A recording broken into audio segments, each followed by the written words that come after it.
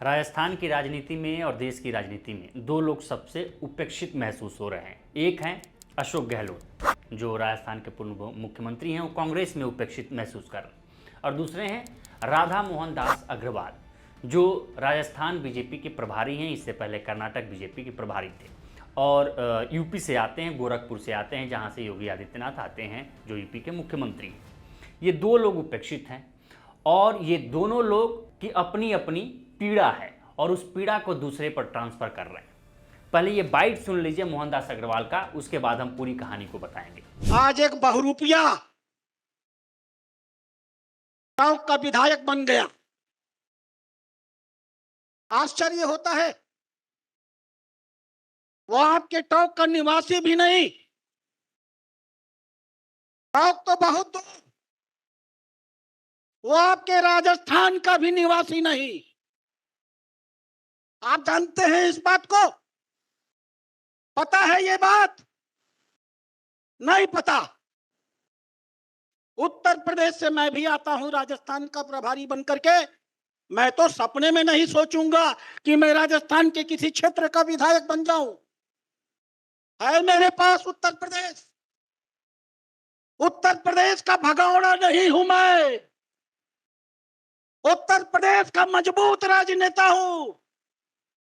उत्तर प्रदेश से राजनीति कर सकता हूं। ये कौन सी आपने प्रथा बना ली? किसी प्रदेश से कोई व्यक्ति वापस भेज दिया जाए तो आप उसे माला पहना देते हो। इतना बड़ा राजस्थान के साथ यह अवमानना का काम हुआ है।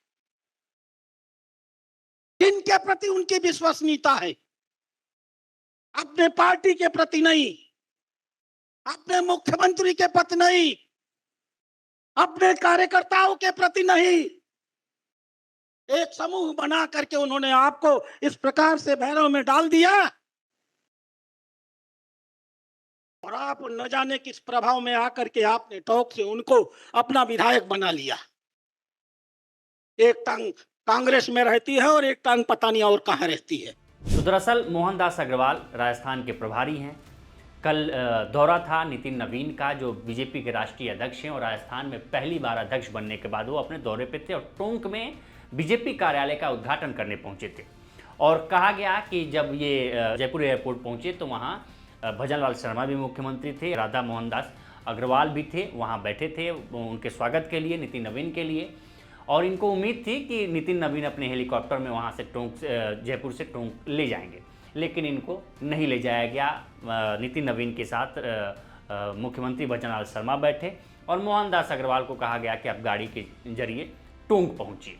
ये गाड़ी के जरिए टोंक पहुँचे और टोंक किसका क्षेत्र है, ये सबसे बड़ा इम्पॉर्टेंट है। टोंक सचिन पायलट का क्षेत्र है। सचिन पायलट वहाँ से विधायक हैं और कहा जा रहा है और यह माना जा रहा है राजनीतिक गलियारों में कि आने वाला भविष्य राजस्थान का सचिन पायलट के हाथों में है। कांग्रेस का भविष्य भी सचिन पायलट के हाथों में है और आने वाले में मुख्यमंत्री के चेहरे के रूप में भी सचिन पायलट हैं, क्योंकि अब अशोक गहलोत का जादू चलना बंद हो गया है। दरअसल हुआ क्या कि जब टोंक पहुंचे ये, तो टोंक में भाषण देने लगे और सचिन पायलट को असंसदीय भाषाओं का प्रयोग किए। बहुरूपिया, भगोड़ा, क्या क्या नहीं कहा, जैसा आपने ऊपर सुना। इसके पीछे एक खींच भी समझ में आती है, क्योंकि ये गोरखपुर से आते हैं और गोरखपुर कभी इनका बहुत बड़ा क्षेत्र, राजनीतिक क्षेत्र हुआ करता था। 2002 से वो गोरखपुर की उत्तरी विधानसभा से, जो शहरी विधानसभा है, वहाँ से ये 3 बार सांसद रहे, 4 बार सांसद करें विधायक रहे। और इन्होंने ही जब सीट छोड़ी तो योगी आदित्यनाथ वहाँ से विधायक चुने गए, तब इनको राज्यसभा भेज दिया गया। और चूंकि अखिलेश यादव ने एक बाहरी का मुद्दा उठाया था कि योगी आदित्यनाथ उत्तराखंड से आते हैं, तो इनकी भी अपनी एक खींच निकल रही है जो सचिन पायलट पे उतर रही है। और अंदर खाने गलियारों में तो कई प्रकार की चर्चाएं हैं कि इसके पीछे कहीं अशोक गहलोत का तो हाथ नहीं है, कि सचिन पायलट को बाहरी का एक टैग लगा दिया जाए ताकि राजस्थान के लोगों के प्रति एक उदासीनता हो। लेकिन आप सोचिए कि कई प्रकार के दावे किए जा रहे हैं। जब ये बातें सचिन पायलट मंच से सचिन पायलट के लिए कह रहे थे, तब नितिन नवीन की सभाओं से लोग उठकर जाने लगे, क्योंकि वो सचिन पायलट के प्रति लॉयल थे। ऐसे लोगों का सोशल मीडिया पर दावा है और कहा जा रहा था कि लाखों की भीड़ होगी नितिन नवीन की सभा में, लेकिन 5000 बमुश्किल 5000 4000 के आसपास भीड़ बताई जा रही है, जैसा बताया जा रहा है राजनीतिक गलियारों में, जिस प्रकार की चर्चा है। अब मोहनदास अग्रवाल को भाव नहीं देते हैं सचिन पायलट, बार बार मोहनदास अग्रवाल सचिन पायलट को ही निशाने पर लेते हैं, लेकिन सचिन पायलट उनकी बातों पर ध्यान नहीं देते और ना ही उस पर रिएक्शन देते हैं। क्यों? क्योंकि राजनीति में एक बार कहा जाता है कि भाई अभी सम्राट चौधरी को ही देख लीजिए। सम्राट चौधरी ने कहा था कि हम इतने बड़े नेता इसलिए बन गए कि किसी एक आदमी को बोलते बोलते गाली देते देते हम नेता बने हैं। वैसे ही मोहनदास अग्रवाल को लगता है कि अगर वो सचिन पायलट पे निशाना साधेंगे तो वो लाइमलाइट में रहेंगे। सचिन पायलट ने भी कहा है कि आप एक संवैधानिक मर्यादा है, मर्यादाओं को ध्यान में रख के आप बातें करिए। सुनिए सचिन पायलट ने क्या कहा है। सबरवाल जी जो हैं, अग्रवाल जी हैं, मेरी से मुलाकात हुई, ये ना मैं जानता हूँ, लेकिन मुझसे इतना विशेष प्रेम क्यों रखते हैं, मैं जब मिलूंगा तो पूछूंगा उनसे। तो संगठन का काम करना चाहिए, बात को रखना चाहिए। बाकी राजनीति में बेहतर ये रहता है कि जो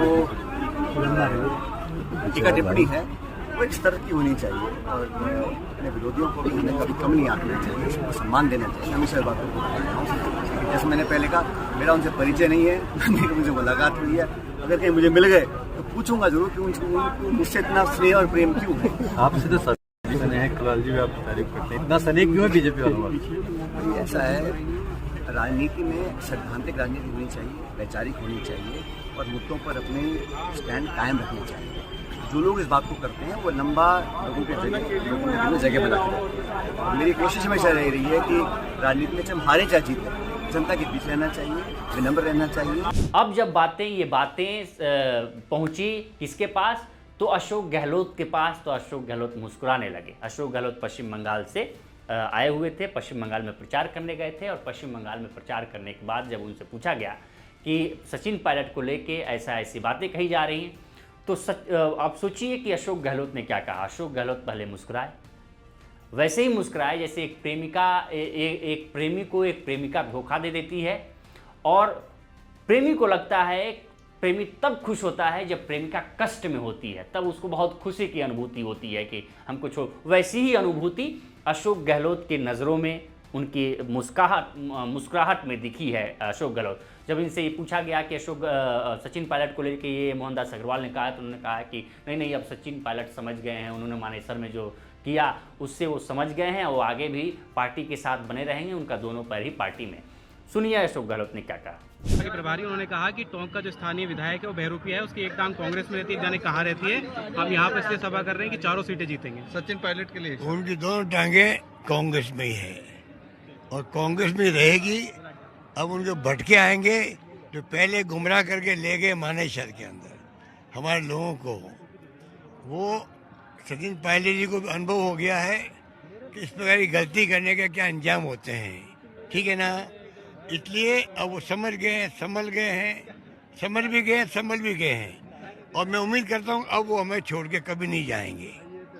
और कुछ कहना मुझे, और हमारी सबकी पूरी पार्टी एकजुट है उनके साथ में। अब ये राजनीतिक बहुत बड़ा राजनीतिक मुद्दा बन गया है राजस्थान की राजनीति में, क्योंकि सचिन पायलट को मानने वालों की जनसंख्या ज़्यादा है संख्या के क्षेत्र में। इसी में हनुमान बेनीवाल भी कूद आए हैं, क्योंकि कहा जाता है कि सचिन पायलट यूथ कांग्रेस में उनका दबदबा होता है। यूथ कांग्रेस में जो भी लीडर आता है वो सचिन पायलट के आशीर्वाद से ही आगे बढ़ता है। इसी में हनुमान बेनीवाल ने भी सचिन पायलट पर निशाना साधा कि यूथ कांग्रेस का इलेक्शन चल रहा था, उसमें यूथ कांग्रेस के नेताओं ने हमसे कहा कि आप आशीर्वाद दीजिए, तो उन्होंने कहा कि हम तो आरएलपी के पार्टी के, हम तुमको क्या आशीर्वाद दें। सुनिए उन्होंने क्या कहा है। अब बताओ, कांग्रेस का चुनाव हो रहा है, यूथ कांग्रेस का, और वोट आरएलपी वालों को मांग रहे हैं। कांग्रेस वाला बेचारे, देखो क्या हालत हुई इन बच्चों की है। मुझे फोन करते हैं, भाई साहब आशीर्वाद दो। मुझे किस चीज का? कि कांग्रेस के अध्यक्ष बनने का। तो मैं कहता हूं मैं तो खुद की पार्टी है। बोला आप अपने लड़कों को कह दो ना, हमारे पास तो लड़के बचे ही नहीं, सब चले गए, आप हमारा अध्यक्ष बनाओ। तो तुम कांग्रेस पार्टी का मतलब अध्यक्ष आरएलपी वाले बनाएंगे। इससे अंदाज लगा सकते हो कि राष्ट्रीय लोकतांत्रिक पार्टी कितनी ताकतवर है राजस्थान के अंदर। कुल मिला के सचिन पायलट पर चारों तरफ से हमले हो रहे हैं। बीजेपी की तरफ से मोहनदास अग्रवाल जो राजस्थान के प्रभारी हैं, अपने ही खुद अशोक गहलोत जो मुस्कुराते हुए एक कटाक्ष कर रहे हैं, दूसरा आरएलपी के जो हनुमान बेनीवाल हैं वो। लेकिन इस बीच सचिन पायलट डटे हुए हैं और कहा जा रहा है कि राजस्थान की आगे की राजनीति सचिन पायलट के हाथों में होगी। तो इस पर आपकी क्या राय है, हमें कमेंट कर सेक्शन में जरूर बताएं। बाकी देश दुनिया की तमाम खबरों के लिए बने रहे लोकमत हिंदी के साथ। नमस्कार।